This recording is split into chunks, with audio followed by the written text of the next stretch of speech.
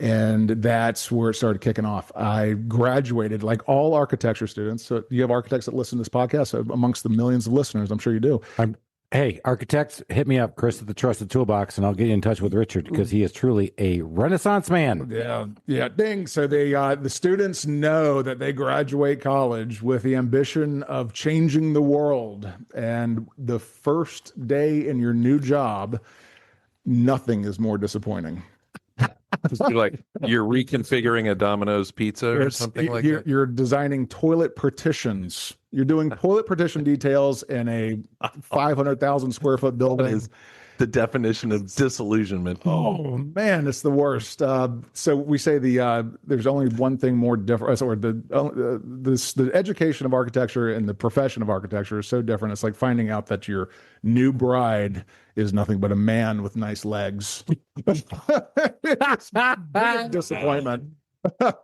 Oh, following your passion, we find out that your new bride is a man with good legs. Nice legs. Welcome to the Small Business Safari, where I help guide you to avoid those traps, pitfalls, and dangers that lurk when navigating the wild world of small business ownership. I'll share those gold nuggets of information and invite guests to help accelerate your ascent to that mountaintop of success. It's a jungle out there, and I want to help you traverse through the levels of owning your own business that can get you bogged down and distract you from hitting your own personal and professional goals. So strap in, adventure team, and let's take a ride through the safari and get you to the mountaintop.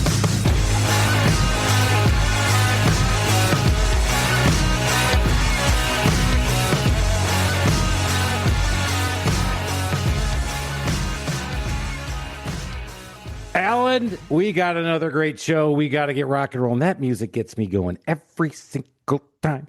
I'm telling you what, music gets you in the flow, Alan. 100%. You know what? I think a lot of people talked about do you this. listen to music when you cook? I do listen to music while I cook. I've tried to watch TV or have the TV playing, and it's no good. Nope. What do I listen to? It depends. Like if I'm by myself, believe it or not, I'll rock a little country every once in a while. If I'm doing some cast iron cooking, just to kind of get in the mood. There is a great playlist or a song thing out there called French cooking music. Yeah. And it's cool. Yeah. Yeah, pretty cool. So it's in the mood. I listen to the music that's kind of matches whatever I'm cooking. So if I'm doing Cuban food, then it's going to be Cuban. Oh, look at you. Yeah. It's a lot of fun. And it's infected my kids. So it drives them crazy if they go to somebody's house for dinner and there's no music. You know, Alan, it kind of makes me think that we're kind of Renaissance men. You know, we kind of have we're a little obese. No, we're Renaissance. We revel in our excess. We do. Yeah. And we do revel in our excess. And cheers to that. We got bourbon on tap today. Let's go. Clinky, clink, clink. And we've got a great episode on tap, everybody. You're driving around in your truck. Maybe you're walking around. Maybe you're killing it on the treadmill a little bit, just kind of getting this all in. This episode is going to be one where you're going to be renaissanced, because we have a true Renaissance man with us today in person. When I give you the dossier of what I know about this guy, and I don't even know everything. Well, first of all, he's tall and freaking good looking and good hair, which I know. pisses me off. And he gets the 5 o'clock shadow at like 2 o'clock in the afternoon. Yeah, I know. He's like clenches and that beard comes out. You know, it's one of those things too. As a kid, we loved looking old early because you could buy beer. I mean, this guy probably was buying beer at 8 years old. Coming in with a full beer, going, "Hey, son, I'm a little short for my age. Can I buy for my friends back there? I'll take a 24 pack of Natty Lights." But he is not that guy, Alan. He is a Renaissance man. Why is he such a Renaissance man? And he's already shaking his head. He's like, I don't even want to hear this. Oh, boy. Oh, he's going to fucking get it. Here we go. So I meet Richard Taylor, who is, the founder of SketchHaus Architects. That's one thing. But then we started talking more and more. And as I got to know him, he has married a lady who is from overseas. He has a racing car. He has a rental property.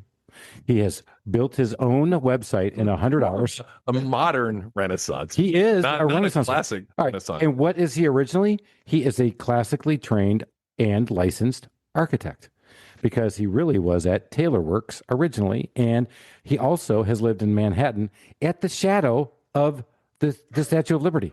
The man is truly a Renaissance man. We are bringing you guys sophistication as you've never fucking seen it before. This guy is it. We need to lower the bar here. Yeah. Uh-oh. Too much. Good luck, Richard. All right. Richard Taylor, SketchHaus Architects. Richard, welcome to the show. This is exciting. It's super exciting to be here. Yeah. So let's go back. Houses. Let's talk about houses. No, let's talk about you grow up as the son of an architect. That's right. Yeah. And you decided to say, you know what, I'm going to follow that dream. Where'd you grow up, by the way? I grew up here in Atlanta, and that's not exactly how it worked out. My father's an architect. My mother's an architect. I got a half brother who's an architect, cousin. So it's in the family. My father's actually a fellow in the AIA, which is he's an award-winning architect. I wanted to do anything but architecture, actually. I tried to resist it. I was like, I'm going to become a pilot. So I went to the airport, and I did end up getting my pilot's license, and adding to the Renaissance. I saw that coming. So every time this happens, I'm just going to go ding. But I could not fight it. It's architecture is such a beautiful profession. It's creation. It's alchemy. We make things out of nothing, and we delight clients. So at Thanksgiving, is it like, hey, I saw that last one, and it's like, well, it's all right. You mailed that one in. My board of directors is my family, so they know everything about SketchHaus, and they tailor workshop, and they're my advisors. They're the people who know the most about architecture, and we talk about it all the time. So your family. In fact, I was over at my mom and dad's house, and we were talking about the history of architecture in Atlanta. Jim Brewer and Marcel Brewer, who designed the library, the public library downtown. It's a brutalist style architecture in Atlanta. It's so descriptive. It is an incredible piece of architecture, and we sit and nerd out about that kind of stuff in our family. I've been in that library. Yeah. When I worked downtown, I went over there. Were you looking for a book? I was. I'll tell you the story. But this is why we have this podcast, everybody. Why do we do this? Because when I tried to start my own business, I had to go to Barnes & Noble and buy Starting a Business for Dummies, MBA for Dummies. And then I went up the street when I worked downtown, and I went to the library to hide for quote unquote lunch, and went to look for books in there to find out things about how to be an entrepreneur and how to start your own business. It's a little nugget we didn't know about. Yeah. Look at Very resourceful. Yeah. Right. Is that a Renaissance? No, that was, I didn't, I do have a Fulton County library card now. Do you? I do. It's probably expired. No, I re-upped You got it. a lot of late fees. Yeah, overdue. Yeah, that's right. I'm on a lot of lists, Richard. I mean, do we have a lot of buildings that are interesting to you in Atlanta? Because when I took a tour of the Fox Theater, and then found out how many amazing buildings like that we used to have, and then they were just destroyed in the glorious 70s. We do tear down our history here in Atlanta, but we have some great pieces, great architects that have put their stamp. John Portman is a biggie. We're very proud of him in Atlanta. He built downtown Atlanta. And then he became a developer, which even added to his resume. Max Scoggin, Merrill Elam. Max Scoggin was the dean of architecture at Harvard, and he's here in Atlanta. Atlanta's got some good architects. Wow. Yeah. So let's go back to the beginning, because that's one of the threads I wanted to pull on. He even said, I just went over to mom and dad's, and we geeked out about architecture. So following a passion, even if he was trying to vehemently get away from it, shows you that it's truly still a passion. And we'll get into, as you have your passion, it helps you run your business. And we're going to get into does the owner really stay passionate about the true technician part of his business or not? But let's go back to this again. So you wrestled around with it. That's right. And then you went to college. Went to college and excelled. And I was a horrible high school student. I was highly distracted. I was very passionate and driven to do a lot of things. School was not on that list. But when I went to college, I redefined myself. I said, I can be anybody I want to be.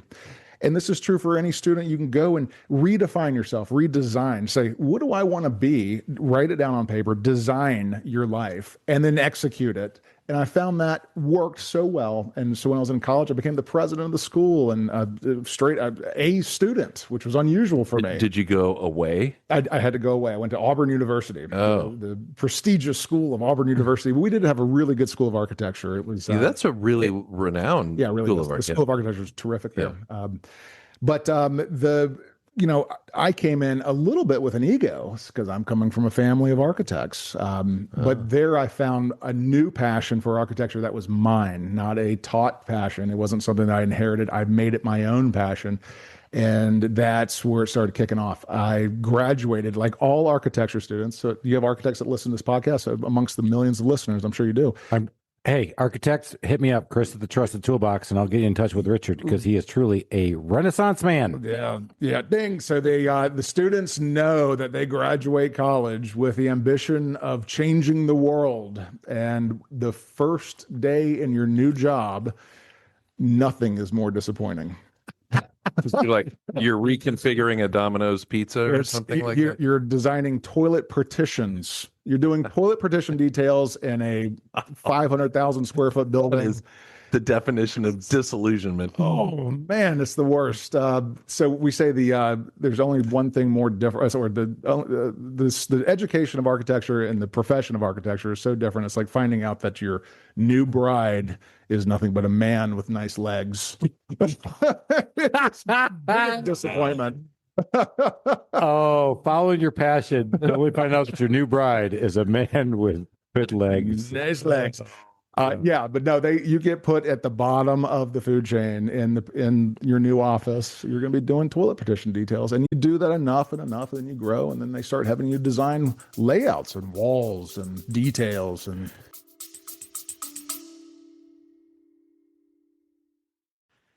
Hiring the right people shouldn't feel overwhelming. At Smart Hire Solutions LLC, they take a smarter, more human approach to hiring. Smart Hire Solutions helps you get the right candidates, carefully vets, presents only the best fits for sales roles, lead technicians, key team members, in home services, construction, and many more. No resume pile nightmares, no wasted time. Today's labor market is tough to navigate, and having the Smart Hire Solutions LLC team on board makes it smooth sailing. Founder Tina McKenna brings decades of real-world experience, not only in recruiting, but in marketing. She runs this thing like a business that's involved with you. Check out their fresh approach at yoursmarthire.com. That's yoursmarthire.com. Or connect with Tina McKenna on LinkedIn. That's Tina McKenna with Smart Hire Solutions, LLC, yoursmarthire.com.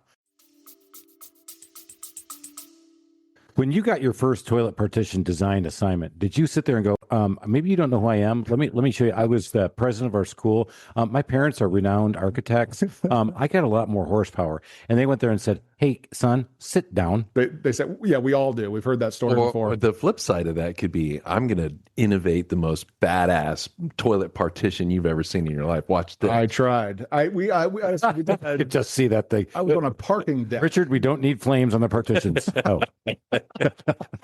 That's when you come out of the bathroom. This is true. I was asked to design a parking deck, just a stair detail, and I thought, man, what if the stairs inverted on the bottom side of this, so the stairs actually zag going down, so that you look at the underside of the steps and you see the stair pattern go. Little MC Escher look. Yeah, and my principal architect, his name's Mark Reese, he was so good with me in that moment because he was like, I'm not going to squash your vision, but there is a reality to design and construction, means and methods, that says that's going to be very expensive and it's not going to happen, but let's explore the idea. And I just thought that was great coaching on his part. He didn't just tell me that's ridiculous. He said, let's talk to the concrete engineer about that. And what was his name again? Mark Reese. He was Mark Reese. Got a shout out on this one. Mark, I wish you would have been there for me when I was my first time as a manager of people, because there are no dumb ideas. There are no dumb questions. There are just big piling, steaming heaps of shit. And if you go to my office today in our conference room, I tell all of my guys, there are never any dumb questions, never any dumb ideas, never dumb comments. However, there are times where you can be a steaming pile of shit. And we had the green poopy emoji over sitting on the whiteboard. So I love that he embraced and you got another mentor, somebody who actually inspired you even further. Yeah, that's right. Great. Yeah. And your first job was where? First job was Rabin, Roche, Rector, and Reese here in Atlanta, Georgia. So you're in Atlanta first. Yeah. Okay. A lot of R's. Yeah, it sure is. You know, that's another thing about architect. Like, hey, I'd love to have you on the firm, but it doesn't start with. And we're going to get into what Richard. Change your name. We're going to get into what Richard has done. Stay tuned for this, guys. You want to stay very close because we'll get him there. Because what he has done with architecture is he's really made it approachable for a lot of people to have an architect work on your home. But one of the things that architects are very, very, very, very, very, very, very well known for is a very large ego. There are a lot of R's in there. I got to have my name on that board, son. Why? So SketchHaus, you don't see Richard Taylor on that. Now there's Taylor Works. We'll get into that one later, but I don't think that was his. But the RRRR, I mean, it's like lawyers, which I can pick on them too, because none of them are going to listen to this thing anyway, because they're not businessmen. They're idiots. They're all out there trying to figure out how to sue people. You know, I can say that because my son's about to be a lawyer. If there's a group of people you don't want to piss off, I would say it'd be lawyers, Chris. Just a little piece of advice. Gold nugget for today. Hey, I got horsepower. I got a pocket judge in North Carolina. Don't worry about it. He's in my pocket. It's all good. As an Italian, that's one of my favorite things. Carolina. In fact, that's going to be on my epitaph. Here lies Chris Lalamia. He had a pocket judge. Forget proud husband, proud father. I had a pocket judge. Huh? Take that, Godfather. I love what you said about the ego, though. That's a big. I mean, I think we're taught to have egos. We're taught that to be the star architect, the next Frank Lloyd Wright, Frank Gehry, Stephen Hall. In fact, in college, I wrote an article. It's called "Architecture Without Ego," and that was the title of the article. And it was how we remove your vanity from your design, serve homeowners, serve clients. It doesn't have to be homeowners, just clients. Serve them with good design, but listen to your clients, listen to what they need. And I think that's not often taught a lot, or it's not impressed a lot upon students. Interesting. And we're coming back to that. Pin that one, because he wrote that in college. And yet today, when we talk about SketchHaus architects and what they do, that's where I've been. I'm very impressed with Richard. He doesn't like when I say that stuff, but I really enjoy having him around, and when we talk a lot. But the SketchHaus Architects is truly I think a Renaissance idea, which is why I brought up Renaissance. All right, let's go back to the journey. So, why New York? Well, you left Atlanta.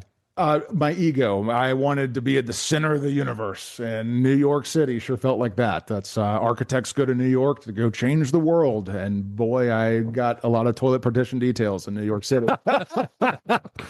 Worked there.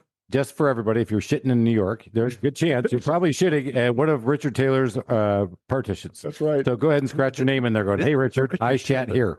This is a Richard Taylor's phenolic toilet partition. Oh my God. You know what? I feel like I could just evacuate so much better now. I'm inspired. Some scale. He has really inspired me to make some bowel movement. Yes. Toilet partitions to the stars. All right. Well, it was the '08 recession that made me leave. So I worked there, and I was climbing the ladders. And then the '08 recession, I was working in an office, Kutnuck Bernstein Architects, and they great firm, but we had 3 big developer clients. '08 just destroyed all the architects and all the developers. Obviously, the whole country, whole world felt that. So we had to go through layoffs. I ended up going over to Portugal with my new wife, and we were going to make it work in Portugal, only to discover that Portugal was in a deeper recession than the United States, and they were old at it. So isn't that interesting? Because in 2008, which we don't bring up much around Alan because he's already twitching. Don't worry. I don't really remember it. He actually has to knock it out. But not to. Yeah, we always thought that it was a U.S. based and U.S. focused recession, and it wasn't. Because again, going back to just the impact that we have, not to be so myopic on the Americas. But I had never heard that from somebody else, that they had a problem overseas in '08 like we did. Oh yeah. It permeated around the world. In Portugal, we tried to hustle. We tried to make things happen. Couldn't get anything to stir up in Portugal. So my father had a project in Atlanta. He said, "Come back and give me a hand." I came back to Atlanta, helped him out. He actually taught me Revit. That's the latest and greatest technology in architecture. It's called Revit, building information modeling. My 80-year-old father teaching me new technology was pretty special. So he and I did a project where I was working for him here in Atlanta, and that was in 2011. And then I was out fishing for new projects with a small fishing line, and I hooked Chick-fil-A. Alan, snap your rod real quick. Alan. Yeah. Do chime in, Alan. I know you have questions. No, I want to hear more. Go. They called themselves CFA, and I was certain that meant CF Architects. And it was an RFP. They were putting out a request for proposals. I said, "All right, let me put in my proposal for the CFA." They said, well, how do you feel about working for Chick-fil-A? And I said, oh, yeah, is that your client? And he says, no, we are Chick-fil-A. I thought, holy smokes, yeah, let's do this. We designed drive-through canopies, a couple of items or experiences within the restaurant. That then kicked off more work. I then got, that's where the transition from employee to business owner clicked in. I said, give me all the work, more than I could possibly do myself. And then I started hiring people to do the work for me or with me. That was a big transition for me because that's when I learned I can do more than what I can do with my two hands. I have two hands. I can work. Now I can do the work of six hands. So you'd never wanted to be your own. That wasn't the goal originally. The goal. Was that I've always wanted to run my own business as a kid. I watched my dad. No, I wanted to change the world. That's one Chick-fil-A at a time. At one Chick-fil-A at a time, and one toilet partition at a time. So this is when it hit. Now, this project, did it come under the guise of your father's business or no? I was out on my own. My dad and I worked together under a 1099, and we never did partner up. He didn't want to hand over any of the business to me, and I think maybe I was interested in starting my own, so I started Taylor Workshop. Regret naming it Taylor Workshop. I learned that lesson later. I didn't want my name in it. It's hard to scale when you're the kingpin. Good gold nugget there. But gold nugget, ding. Renaissance man, ding. But we have egos, Richard. That's right. And I mean, because architects put their names in the thing. They always do. Yeah, you're the star. You're the star of the operation, and you want to be that. And I was that for Taylor Workshop until I learned that people were hiring me. They weren't hiring my company. I learned this 10 years later, that they wanted to hire Richard Taylor, not the company. And that's hard to scale. I only have two hands. And I had learned this lesson about delegation and multiplying your hands. I have a friend in New York, and he calls me, he says, gosh, Richard, I work 80 hours a week. I'm the hardest worker you'll ever meet. I work 80 hours a week. I said, that's interesting. I work 240 hours a week. The work comes through me, delegates to employees. Much more work can get done. I then became the magnet for new work. But I was still the kingpin. They still wanted Richard Taylor as a part of the deal. That's really how, when we started SketchHaus, I was like, this is going to be not a superstar centric operation. All right. So Taylor Workshop was not the family business. That was your own. Yeah, that started in 2011. My dad had Taylor Architecture. All right. There is a parallel with a famous architect named Renzo Piano. He has Renzo Piano Studio, Renzo Piano Workshop. And I thought that was a nice parallel. I'm going to just copy paste that a little bit. I was also signing up with the Secretary of State. He just noted somebody that we've never heard of, right? Ding. Ding. That's all I'm going to do. Is that the definition of Renaissance man? They know just a little more than we do. Ding. Yes. Well, for this guy, it is ding. I mean, honestly, the Secretary of State, I wrote down Taylor Workshop LLC, and how dumb was that? Because now the name of the company for a little while was Taylor Workshop LLC. So it was a very impulsive thing. I was just very quick, made that, but I didn't give it a lot of thought. But but you jumped in, jumped right in, and you know what? Even though you jump in. That's right. Right. Hold my beer and watch this. Here we go. Yeah. So how old were you then, and how encumbered were you with like life? Like, meaning, did you have a house? Did you have kids? You had a wife? Yeah, I must have been 30. I had a wife, no kids, no house. This was back in 2011, so we were still very hungry and eating ramen noodles and trying to make ends meet. Point I'm bringing up is, I think people ask me all the time. I started my business at 37. Alan, again, corporate refugee, started his business older as well. You know, we filled up our toolbox with a number of tools, and we felt like we could go out and jump. I don't tell you have to do that. But I also can't tell you that at 19 years old, if your YouTube influencer is your goal, and just jumping in, that's not what I'm talking about. I mean, you got to be thoughtful about it. You jumped in, but you had a certain tool set already built up that I think his toolkit was much more well-developed than many people. What do you think, Alan? Yeah, 100%. Well, you had the family history of it.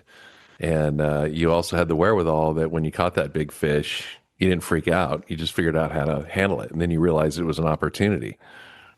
So for many of our listeners, and again, Richard, some of our listeners are overseas. We're in Australia, Europe, China. Actually, I think we're on Mars and the moon now. Several galaxies. Yeah, definitely. We're in a galactic here. So Chick-fil-A is a big deal here in the Southeast. That's a big, and I can't say whale because it's chicken. It's a big chicken. You know what I'm saying? I think it's the highest, maybe it's the most profitable QSR restaurant in America. QSR for us.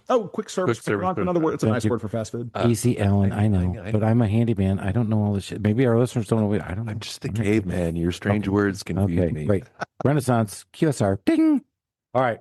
So you get that gig, but being present and stepping up to the opportunity, I gotta say, that was so lucky. That was a very, very lucky opportunity. But I was ready for it, and I leaped in. And I don't think I was prepared for it. I did not have the tools. I did not have all the tools. I didn't have a CPA. I barely had an LLC.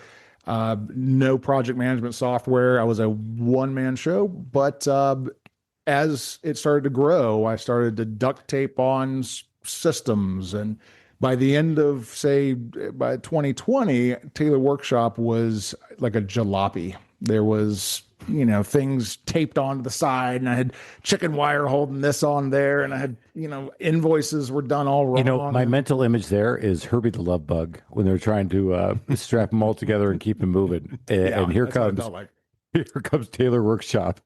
Just bouncing along down the road. We're doing the work. The client didn't know how, but it's hard to unravel that once you've got all that tape. That is exactly right. And when we started SketchHaus, I was determined to do it right from day one. From day one, do it right, get all the systems in place. And that was a big learning lesson for me, is because you start building stuff on. And once you get your invoice system working the way it does, you can't undo it.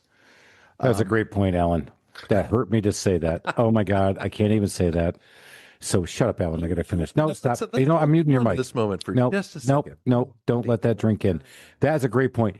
So obviously, by hook or crook, you just go, because that's what we do. You're hustling, ramen noodles, apartment, wife. Hey, wife, look, I'm changing the world. Watch this. And you're like sticking shit on. You're putting bubble gum. You're putting chicken wire around this thing. You're making it all happen. And then you learn from that and said, I get a chance to reset, because we have heard this before. If you had a chance to start all over again, knowing what you know now, what would you do now? And you did it with SketchHaus. So before we get to that, though, I mean, just a piece of advice for people listening going, I'm driving that car right now with all the, how do you unravel that while your ship is at sea? This would be very intentional. I mean, you have to really commit to something. Invoices was a big one for me. I had a guy that was doing invoices on Excel sheets, and it took me 2 days to do invoices. We're sending out 16 or 20 invoices a month, and it was all done on Excel. And I actually asked him, I said, if you can figure out a faster way to do invoices, I will pay you the same and you do less work. And he didn't do that. I think that he got the job security out of spending so much time doing invoices and timesheets and everything that went into them. And the invoices were 2 or 3 pages long. So that's a big invoice. Which nobody ever read. For a toilet partition. We were past toilet partitions at that point. Hey, you're eating this chicken now. Chick-fil-A boy. I can't believe they don't have that all in house, by the way, just as an aside. No. Chick-fil-A? Yeah. They are unique in that sense. So we've done a lot of work with Walmart, and Walmart is all in-house. So it's very hard to penetrate, say, Walmart. But Chick-fil-A is very different in that sense, that they outsource everything. They want to have the employees of the support center, they call it, it's the HQ. They are the thinkers. They are the Blue Horizon thinkers, and they are then empowered to go hire the people to implement and do. They don't bring that in-house. They have at times brought people in, and then they cycle through, but they're unique in that sense. All right, so you did this, and so in the middle of this, you're building this. You got the whole machines rolling, and then when did you come up with SketchHaus Architects? In 2020, when COVID hit, we had Delta Airlines, Porsche, IHG was a big client, Focus Brands, Inspire Brands is Arby's, Dunkin' Donuts. So we were doing lots and lots of name work. Dropper. Yeah. Dude, he is so, ding. So in 2020, we were just cooking. I mean, this is dream come true. And 2020, COVID hit, everybody shuttered up. We had to shrink the office down. I sent out this might be an interesting story. They sent out a survey to all the employees and said, guys, we have to pivot. We have to innovate. We have to change if we're going to survive. I'm looking for ideas. So I opened up the table, said, I'm your leader. How many employees at that time? I think we had 16 at that time. Okay. I got 2 responses. I think everybody. And this is, you sent this out because you're hoping somebody comes up with the magic bullet so you don't have to lay them off. Is that right? That's a big part of it. Yeah, We had to do a lot of layoffs. We also, the PPP program, if you guys remember that. They were all W-2 employees at that point. They were all W-2'd. Somehow I changed banks to, it's a long story short, I did not get the PPP. I changed from Chase Bank because I was told if you go to a smaller bank, you have a better chance of getting the PPP, and then I could keep people on longer. You did not get. I did not get the PPP, so and I forget the details of that, but I had a CPA that was helping me lead me through all this stuff. I hope he's gone. Nope, she's a trusted partner. But he is about to get a whole lot of Chris telling her what the teetotal fuck were you doing? Because people didn't get the PPP. I got the PPP. Good for you. That's really wonderful. I think everybody got the PPP except for you. You know what? I know guys driving Maseratis on their PPP. No, I was able to. I heard one guy turned down PPP. Yeah, believe it or not. No. Yeah. And I heard people. I'm telling you, that's the only reason I could. Maybe just to protect his relationship, we should keep moving. So I was going to say a boat named PPP. That'd be hilarious. That'd be a funny one. Well, we got that was my license plate on my Maserati. Did I mention that? Did somebody got a Maserati? I'm not saying who did. No, I didn't. I brought my people back with it, guys. Come on, give me a break. But I got 2 responses from 2 stellar employees they said, we're on board with Taylor Workshop. Let's evolve. And guess who I kept? I dug it deep in my pocket and I kept the gold nugget. Yeah. Respond to your boss on an email like that. 100%. Participate. Be a part of the team. If you've never seen the movie Jerry Maguire, that reminds me of the manifesto in the very beginning. Who is with me? Who is with me? That's what it was like. I'm taking the goldfish and I'm taking whoever the hot blonde was. Renee Zellweger. That's right. Come with me. That's what it felt like. Yeah. It's like, let's do this together. The 2 people I kept, we pivoted. We tried to find other streams of revenue, other services we could provide. We had a client. Future architects out there going, hey, we can steam clean your house. We can fumigate everything. Chris, I would wash your car. I would shine your shoes. It might be expensive. Back then, we actually, one of my guys told me, Chris, we need to pivot to cleaning offices and cleaning houses with the fumigation stuff that will kill all of it. Yeah. Because we all had the magic elixir because nobody did. Yeah. We did a project for a homeowner, and we charged them $14,000 to design them an addition to their house. That is actually a reasonable, in the ballpark price to design a home. They did not build the house. They took the drawings. They're very happy with us. They paid. Everything was good. And I just thought, gosh, what a waste of drawings. What a waste of $14,000. Why don't we figure out a new way to engage homeowners with feasibility studies, quick sketches? Let's get ideas out on paper, put you in front of a builder. We identified that the biggest threshold for the homeowner is get bids. Homeowners hate getting bids. It's hard to do. It's hard to find builders. And you can't talk to a builder if you don't have drawings. Contractors are so, scummy, right? And this podcast, Alan, you may be talking to one Alan. Current time. All right, continue. Can we go back to our guest, please, Alan? No, I want to talk about this particular. You know what you're about to get? You work mute. Well, mute. Cindy, mute Mike too, please. Well, we also identified that architects are a pain point as well, and homeowners don't want to call an architect because architects they sound like some. Well, they're rich people. Can afford. Yeah, it sounds expensive. Yeah, it's like, oh, I'm not. Who am I? I'm not. Who am I to afford an architect? So let's go back to this now, Alan. Alan, yes, you and your palatial mansion at Shake Rag Country Club, where you are now, you want to put on an addition to your house. Will you ask people to come give you bids as contractors and give you ideas, or would you hire an architect first? And if you had to do the hire architect, how much do you think you'd pay for that? So are you talking about a true addition? I would assume. Like, let's say we off the back, because I know your house. Let's say we take your deck and you want to make that a screened-in porch, Four Seasons room. No, I think let's go back to the addition. All right. If it's in-law suite, big thing. Yeah. Put a Grammy and Grampy in. No, because if it's kind of just reworking something in the house, I talk to you and we kind of do it on the fly. Nobody knows. Yeah. Right. But if I'm actually adding something onto the house, yes, of course, I think I need an architect. You do? Yeah. How much do you think you pay for that? I don't know, but it sounds really expensive. It does, right? Yeah. I mean, like, give me a number. I don't know. Just pick a number. Let's ask pick Google. one. Ask Google. Google will tell you. All right. Alan's out for, jeez, for the love. All right. He's muted. So back to you and me, Richard. Thank God. It's just you and me now. Guys, we'll continue this talk. The percentage of the total construction. That's right. Right. Well, Okay, but you don't know the total construction cost yet. How confusing is that? So I'm going to say, it's $100,000. All right. So you expect to pay 10 grand for an architect. Yeah. Would you do that? Or would you call somebody like Chris and say, Chris, come over and give me a free estimate? No, it really kind of depends on what I'm intending to do with this space. I mean, but I think I need an architect for that But situation. what I'm hearing is there's no roadmap to this, and homeowners are all finding the same problem: is they don't know where to start. They think, I want to build something. Let's go to a builder.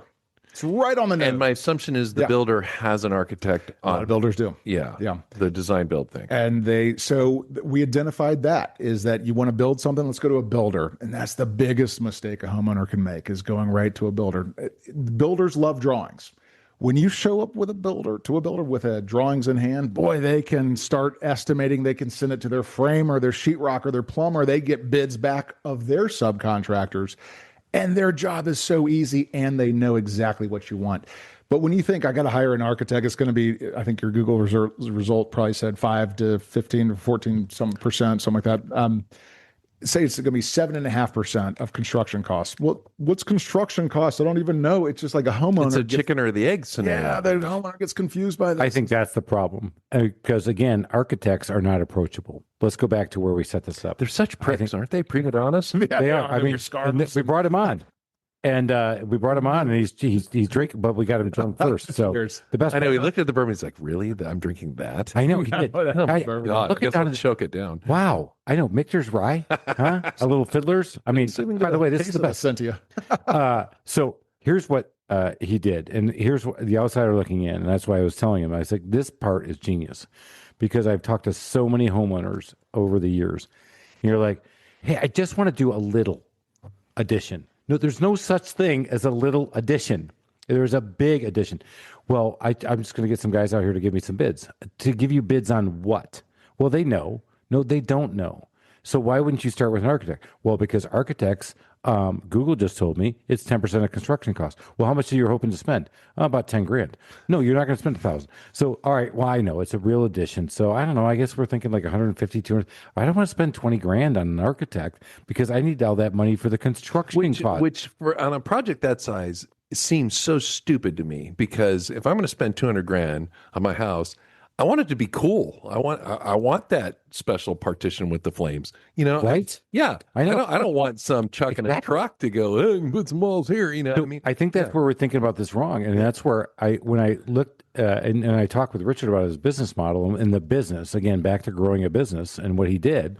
I was like, this is genius. You're the approachable architect, because if you go to SketchHaus Architects. It's a cool site. SketchHaus.com, yeah. HAUS. I was about to do SketchHaus AI. He did the Euro thing with the HAUS. Yeah, he's been killing me with SketchHaus AI. Yeah.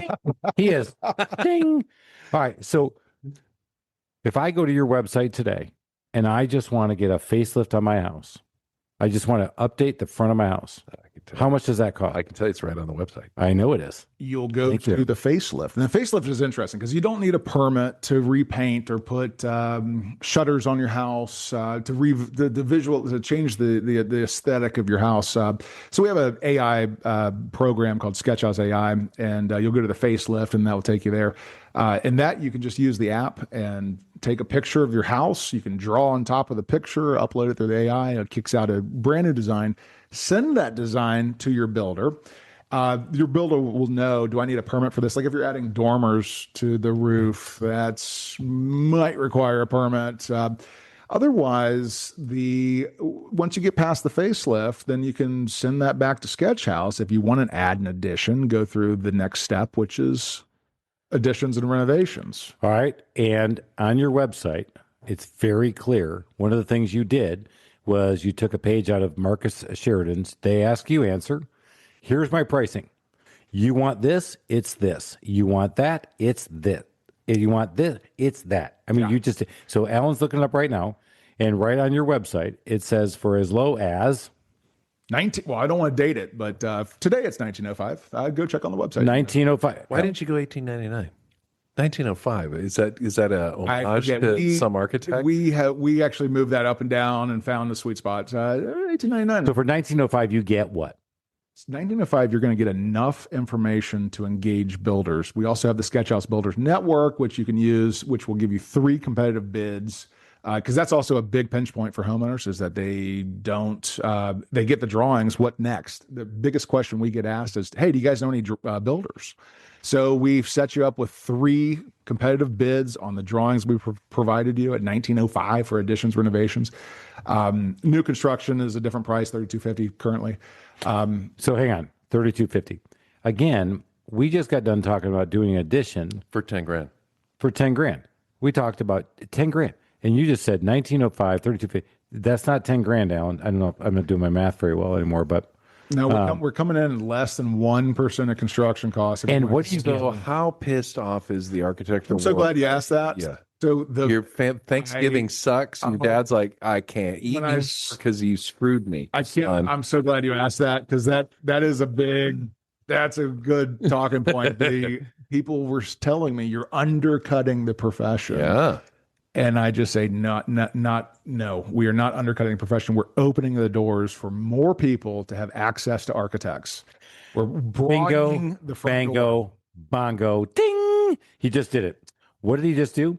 He just said, you have a market as architects with super ego. You grew the pie.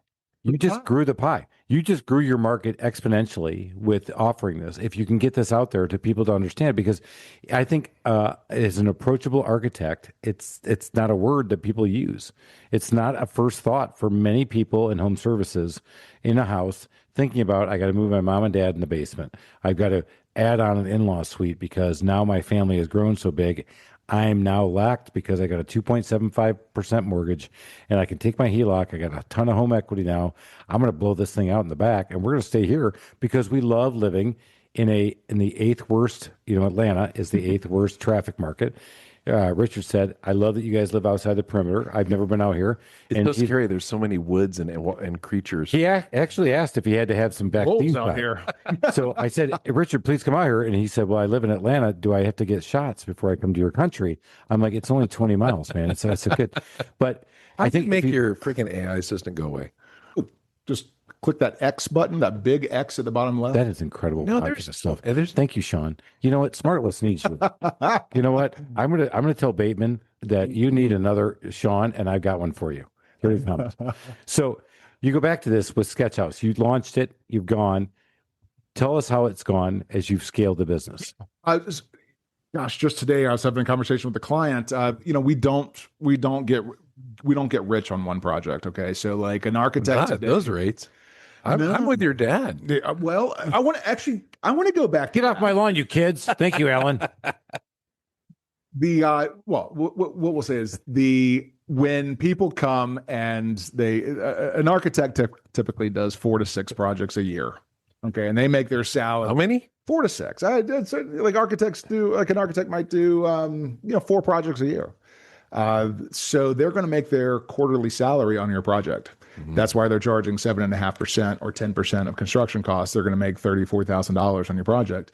We've said, let's serve the 99% of people behind us. We come out of college, we're architects, we're trained to go chase the biggest, baddest, most expensive projects, find the richest clients.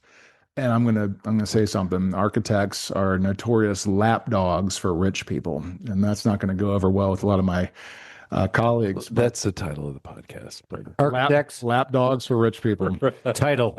Architects are lap dogs for rich people Not anymore. and we are breaking the mold. That's right. So we said, let's turn. And we are around. busting the balls? No, never mind. We'll work on it later. Busting down the walls. How about that? I like busting down the walls of architects. Yeah. Turned around and said there's 1.6 million houses, freestanding houses in greater Atlanta.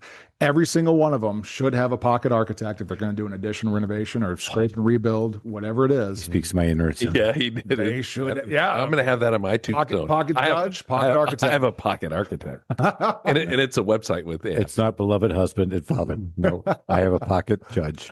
So we just turned around and served homeowners. It was really easy. I was like, gosh, why aren't we doing, why is nobody else doing this? They're out there. You're bringing architecture to the masses, the unwashed, the heathens, approachable the architecture. I mean, not heathens and peasants. Approachable unwashed architecture. Heathens and peasants is what he said. He is not washing feet. He is not the Pope. My beloved. Thank you. Okay, my blessed. Continuing on. Fact. So we don't make money on one project, but we do on 6 projects a week, and that's our average. We're doing about 4 to 6 projects every week. New clients, and it's a volume play. It's a wholesale play. So the homeowner is the great winner in this business model. Is that they're getting very affordable architecture. We also don't have time to waste on a project because we have to get to the next one. So if somebody feels like, nobody's ever accused us of sitting on the clock. We don't do it. We have a pipeline of projects. We got to get your project done and out, and then we're on to the next project. So we're not running up any kind of clock on your project. So for you to go from designing toilet partitions, and you've got the big ego in New York and all this stuff, to this, there's a couple of components in here that are probably outside your area of expertise. Big time. Had to build a website, had to employ AI to take an image of your house and come up with something based on some sort of search terms or parameters that they put in. And then there's the other component of you're finding contractors that you're kind of putting your name on, when you get the 3 bids. That's right. Because you could do a great job and that guy sucks, and the next thing you know, it's back on you. So I mean, there's a lot more to this than just designing a cool way to bring architecture to the masses. I think with the SketchHaus Builders Network, we've done over 800 projects in the last 5 years. So we've worked with hundreds of builders, and I've seen the good and the bad and the ugly.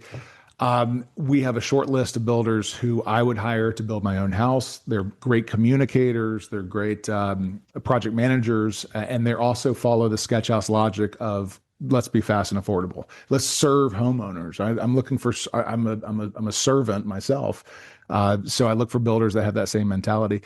The Trusted Toolbox is that, actually. I mean, you guys serve homeowners, great service, fast, and it's affordable and great communication. And that's the kind of partnership that we're always looking for. Because we serve homeowners, we want to make sure that you're getting exactly. You guys need to get a room. Hey, easy. I get a little plug, huh? I get a little plug. I get some flowers. You deserve them. As they say today, I get some flowers. I agree 100%. All right. Chris has great but communication. I know we're coming to the end of the pod. So, Richard, let's get this plugged out there because I said Renaissance. He gave me the time is winding up in the middle of his accolades of you. I thought you would have given me the stretch. More accolades. More. Hey, stop, please. Stop more. Stop. No, you can't. Okay, a little more. Please. Okay, a little more. Stop. Okay, a little more. Okay. Sorry, I didn't hear that. Oh, the ego is not stroked enough. Okay, thank you. Okay, very much. No, but guys, so Taylor Workshop, SketchHaus Architects, SketchHaus AI. SketchHausAI.com. Yeah, that's because that's why I was struggling with putting this in. There's 2 different websites? There's a new website. He built Why? Check this out. What? My Renaissance ding man just said, hey, I'm going to go build my own website. And I think I can do better than any other AI tool out there that can render an idea that you have for your house. So he says, I'm going to build my own website. He does it in 100 hours. The best part, though, is he looks at me and goes, hey, Chris, it's really easy. I'm like, do you realize you're talking to a guy who just literally 2 days ago put a nail right through his finger? I used the hand clamp, shot the gun, and there it went. Just dinged it right off. I just missed. It's all right. It's good. Don't worry. That's not like the first one. That's many years of that. My jaw's on the ground. It's that number too. So, yeah, and my back is still. Which finger was it again, Chris? It's the middle finger, people. That's so. the hand clap. The middle finger seems to me anyway. That thing, I have. So go back It's to a good it. day when I get 2. Yeah, it's a warm hug, is one of my friends says. When Chris says "F you," he goes, "It's just like a warm hug." It is. Which is, he goes, "It just means that you really care about me." He's been You through. don't say to people you don't like. You really don't. No. Nope. I agree. So going back to it, let's talk about the business you got. Get everybody out there. Let's find out how to find you. SketchHaus, spelled sketch, HAUS, SketchHaus.com. It's a German spelling of SketchHaus, and there's a reason. There's some poetry behind it. Because you're kind of cool. It's the school of Bauhaus. Their motto was start from zero, and that's exactly our mission with SketchHaus. So let's start from zero. Let's redefine the profession of architecture for the homeowner. Let's be easy, approachable, the TurboTax of architecture, if you will. What urgent care did to the medical world, what TurboTax did for CPAs and LegalZoom did for law, we want SketchHaus is for this profession of architecture. Make it easy, approachable. Opens the door of the profession. Everybody now has an architect. SketchHaus.com, and we'd love to serve all your homeowners. And Richard, call Trusted Toolbox. Quick question. Just thank you. Just residential? SketchHaus is residential. Taylor Workshop is commercial. All right. Okay. So back up. Only in Atlanta right now. We're in. I'm glad you asked. We're Atlanta. We have operations in Texas, Dallas, Fort Worth, Chicago, and Illinois, and licensed in Florida. We just have opened up our brick and mortar in Jacksonville, which will serve Tallahassee, Jacksonville, all the coastal regions. So somebody outside of those areas, can they still use the 100%. Okay. We are doing a project in Kennebunkport. That's it, Kennebunkport, Maine. Or anybody that starts with a B, ends with ush. Yeah. I like what I did with that. It's like Thank you. It's like a mile away from his compound. No shit. Yeah. That's awesome. So the whole country. In fact, we have a project in Portugal. It's just anywhere in the world, but we're licensed. All right, that's not fair. Yeah, Back to we have a lot of Portugal. fun. He did it. This has been awesome. Richard Taylor, so glad you came back on this, or came to this podcast. Thanks. We want applause. Cheers, guys. Everybody, as they say now today, the kids say, give everybody your flowers. Give them some flowers, man. This has been a great episode. If you can learn something about your business, got to think outside the box, man. You're like, hey, I'm an architect. Why should I listen to this? Because he just took a business and just radicalized it and made it happen. You can do that too. We can all do this, man. I'll tell you what, business is hard, but you can make it easy. No, you can't. It's still hard. You just got to stick to the blocking and tackling and make it happen. That's why we give this stuff to you. I didn't have to go to the library. All you got to do is listen to my podcast, baby. Come on, the Small Business Safari. Tell your friends, tell your family, tell your kids. You know what? I think we're family friendly.